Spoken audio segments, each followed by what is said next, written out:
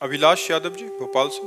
राधे राधे महाराज जी। राधे राधे महाराज जी। महाराज जी, पिछले 1 वर्ष में जब से आपका सत्संग सुना है, श्री जी की कृपा से 1,54,00,000 नाम जप हो गया महाराज जी, जिसमें मुझे परोपकार की भावना उत्पन्न हो रही है महाराज जी। अभी इनका कहना था कि जैसे कोई दीनहीन या किसको देखता हूँ तो अपना भजन दे देता हूँ कि मेरा इतना भजन उनको दे दो। तो महाराज जी, ऐसा करने से भजन नष्ट हो? नहीं, पहले तो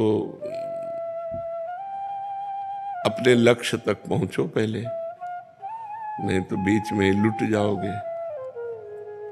भगवत प्राप्ति जब तक ना हो, अब तुम्हारे को प्रक्रिया बदलनी चाहिए।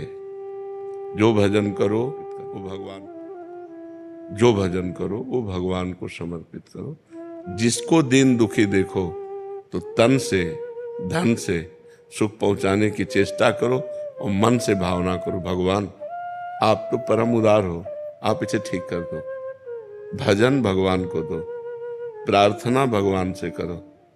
शरीर से और धन से अगर सेवा बनती है तो वो सेवा कर दो, भजन भगवान को दो भगवत प्राप्ति के लिए।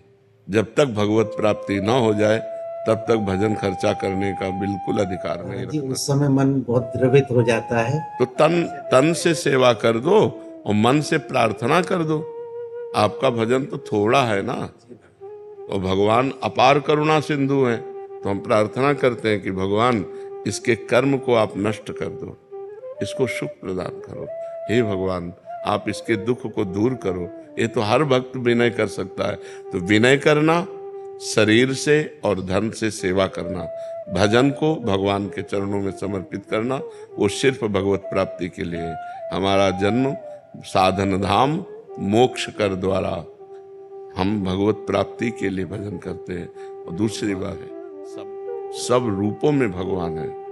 तो जब कोई दुखी हो तो देखो भगवान दुख की लीला कर रहे हैं।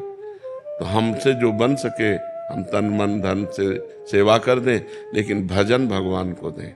भजन का फिर उससे लक्ष्य की प्राप्ति में बाधा पड़ जाए। महाराज जी, विचार ऐसा आता है कि मैं तो और भजन कर लूंगा, लेकिन शाम तक जियोगे आपको पता है क्या? शाम तक आप जियोगे क्या? ये कोई गारंटी तो है नहीं ना।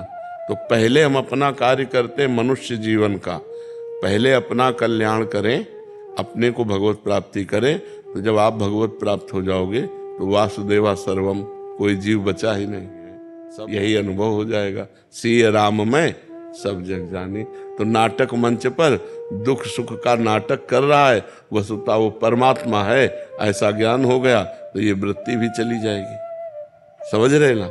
असलियत में, परमार्थ में पहले तुम चढ़ो, तुम अध्यात्म को प्राप्त हो। तो जब तुम्हारा चश्मा बदलेगा तो सर्वम खलमिदम ब्रह्म, सब ब्रह्म विराजमान है। तो दुख सुख का कोई खेले नहीं है।